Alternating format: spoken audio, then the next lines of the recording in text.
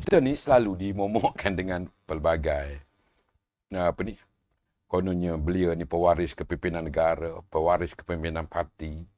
Parti dalam parti sering disebut peremajaan dan dalam kerajaan sering ditekankan perlunya negara ni suntikkan tenaga-tenaga muda. Cakap mana semua ni? Tajuk kita pun sedap dah. Retorik atau realiti. Ada yang retorik, ada juga realiti. Tapi banyaknya retorik lah. Jadi kita tahu retorik ini ialah seni menggunakan bahasa yang indah untuk menyebabkan pendengarnya rasa sedap apabila didengar retorik-retorik tersebut. Jadi ini mungkin antara yang berlaku dalam negara kita. Kita tengok saja jumlah ahli parlimen dalam negara kita yang berumur 45 tahun ke bawah. Berapa orang tu? Hanya 35 orang. Dan dalam kepimpinan negara hari ini pun, kalau kita tengok yang berumur 45 dan ke bawahnya, saya tengok ada 3 orang ya. Ada Atut Joseph Kuru, saudara Wan Ahmad Faisal dan juga YB Shahar. Jadi kita kekurangan. Apa salahnya? Kalau sekiranya diberi peluang kepada orang-orang muda yang lain, berada dalam Dewan Negara dan sebagainya. Tapi kalau dua tu, okey, antara Shahar dengan Joseph Kuru tu. Tapi Muhammad Faisal ni banyak sangat masalah beliau ni. Kita sebenarnya begini tu, kita kena dengar juga kalau kain itu warna putih saja tak ada corak tak cantik juga. Jadi kita kena tengok corak tersebut. Tapi kalau corak tu buruk, kita sendiri yang boleh menelitinya ataupun mengadilinya sama ada kita nak pakai corak tersebut ataupun tidak. That's why saya kata kita perlu ada corak. Berbeza pandangan tidak bererti berbalah tu. Ya. Tapi nampak timbalan menteri belia ni sering menimbulkan kontroversi di antara. Mungkin itu antara cara dia memilih tu. Sebabnya kadang-kadang marketing ni ada pelbagai strategi. Jadi bad marketing pun merupakan salah satu strategi. Okay. Orang kata kalau kita nak angkat pemimpin muda, pemimpin lama perlu berundur.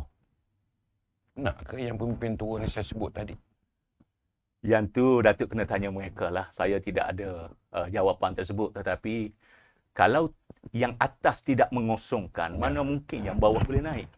Sebab ini hierarki kepimpinan. Maknanya retorik tadilah yang disebut.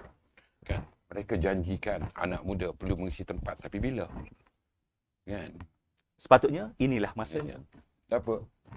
Webi cuba tak nak jawab ni. Yang ni kenapa? Saya bukan tak nak jawab tu, tetapi semua kita faham, semua kita tahu di mana dalam PRU yang lepas kita nampak antara kekalahan kita. Mungkin kerana kita masih lagi mengekalkan muka lama yang telah pun kalah. Kita nak tampilkan muka baru, tidak semestinya orang muda. Betul. Muka baru yang mungkin diterima dan dilihat parti kita ini ada ramai kepimpinannya. Bila sebut peremajaan, tidak semestinya remaja. Tidak tu. Peremajaan juga berkait rapat dengan kolaborasi di antara pemimpin lama dengan pemimpin baru, dengan pemimpin muda. Kerana kita nak kebijaksanaan dan juga pandangan daripada orang lama, tetapi tenaga, semangat orang baru itu kita wajar ketengahkan.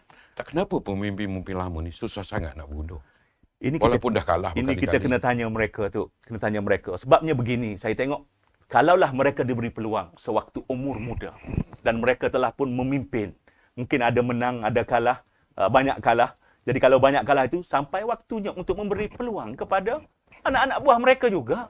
Bukan orang lain. Bukan nak angkat daripada planet Marikh untuk mari jadi kepimpinan di bahagian ataupun di tempat mereka. Ada yang tak pernah menang pun di peringkat pilihan raya. Cuma menang di peringkat bahagian. Kadang kita ego tu. Pemimpin ni kita ego. Kita merasakan rakyat nak ke kita. Pengundi nak ke kita. Sedangkan kita tak ingat kadang-kadang orang meluak dengan kita. Orang UMNO je kalau suka pun. Kalau dia pemimpin UMNO. Kalau dia ada jawatan tertinggi dalam kepimpinan, maka ahlinya sajalah. Okey. YB tak terasa terkilan bila ada pemimpin muda dalam parlimen cuba bersuara, tiba-tiba dipelekehkan oleh golongan-golongan tua. Pandangan YB sebagai pemimpin? Saya kira begini, kita kena memberi ruang dan peluang. Nak berlari sekalipun perlu datang daripada meniara, merangkak, bertatih, berjalan baru boleh berlari. Dan sebagai senior, sepatutnya tidak ada gurauan-gurauan yang boleh memperkecilkan soal kepimpinan. Sebab kalau kita sebut dia ahli parlimen tu, dia menang dalam pilihan raya. Betul. So, kita kena ada respect di situ. bahawa dia ni sudah pun menjadi wakil rakyat dan wakil kepada suara rakyat di kawasan beliau. Jadi kalau sekiranya orang muda bercakap salah dan sebagainya, maka seharusnya janganlah diherdik atau dihina. Tegur dengan cara elok. Tegur dengan cara elok dan beri, orang panggil, tunjukkan kebijaksanaan kita. Jadi di sini penting kerana kalaulah senior menunjukkan cara yang tidak baik, adakah itu gambaran parlimen kita? Sebagai pemimpin muda walaupun di peringkat Dewan Undangan Negeri Adun Galas, pendekatan yang bagaimana YB bawa untuk nak mencerminkan kepimpinan YB ni mewarisi corak orang muda? Di Dewan Undangan Negeri itu saya ahli Dewan Undangan Negeri yang paling junior. Di sini saya tunjukkan tu. Setiap kali nak bercakap, kita kena bercakap bahasa yang ada data, bahasa yang ada fakta, supaya yang mendengar itu boleh faham dan mengamati. Kerana kalau sekiranya kita bercakap hanya dengan hearsay atau ambil maklumat hanya dengan cakap-cakap, maka yang nak mendengar pun mungkin tidak memberi perhatian yang secukupnya.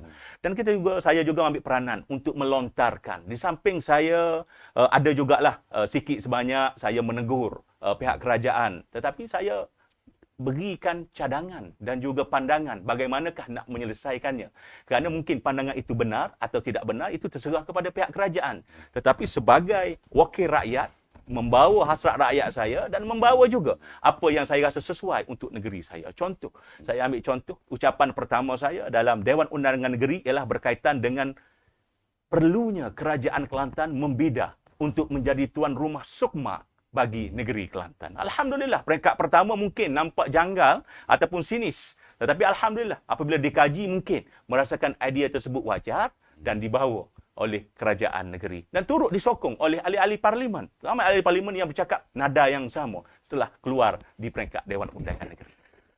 Kalau di peringkat DUN, YB saya boleh sifatkan antara ADUN yang paling muda.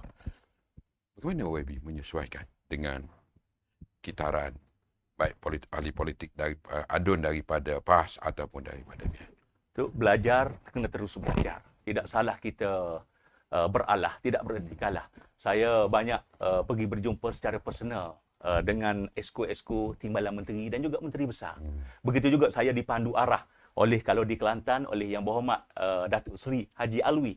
Dia merupakan ketua kami, penghulu kami yang sentiasa memandu arah. Do and don't sentiasa ditetapkan. Ada garis-garis panduan tentu. Ada wilayah-wilayah sempadan yang boleh kita cakap dan tak cakap.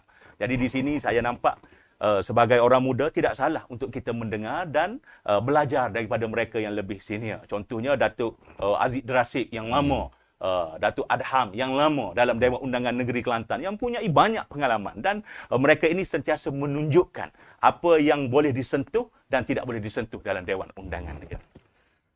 Baik, YB. Tadi saya dah sebut tentang memberi peluang kepada orang muda dalam sektor kerajaan, swasta. Pandangan YB, apabila ada pihak yang cuba menubuhkan sebuah parti politik yang berteraskan orang muda, tapi kerajaan halang. Sepatutnya tak perlu halang. Tak perlu halang. Kita bercakap soal demokrasi. Kita bercakap soal kebebasan bersuara. Kenapa kita nak halang? Bagilah dia nak tubuh. Tengoklah sejauh mana parti tersebut boleh bergerak. Kerana dalam sesebuah parti itu, kita perlukan kombinasi. Sebagaimana saya cakapkan tadi, antara orang lama dan juga orang baru. Dan kalau kita bercakap soal muda, sampai bila kita muda tu? Ada sampai satu masa, satu tempoh, kita akan jadi dewasa dan juga tua. Jadi, adakah ini yang nak dibawakan? Dan kalau kita tengok, yang paling baik setakat ni, tentulah parti saya tu.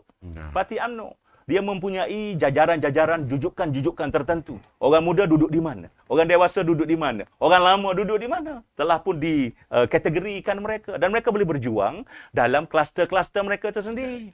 Orang muda boleh duduk dalam pemuda dan puteri. Dewasa boleh duduk dalam peringkat bahagian cawangan dan juga wanita. Yang lama boleh duduk dalam veteran. Suarakan. Mungkin keperluannya berbeza.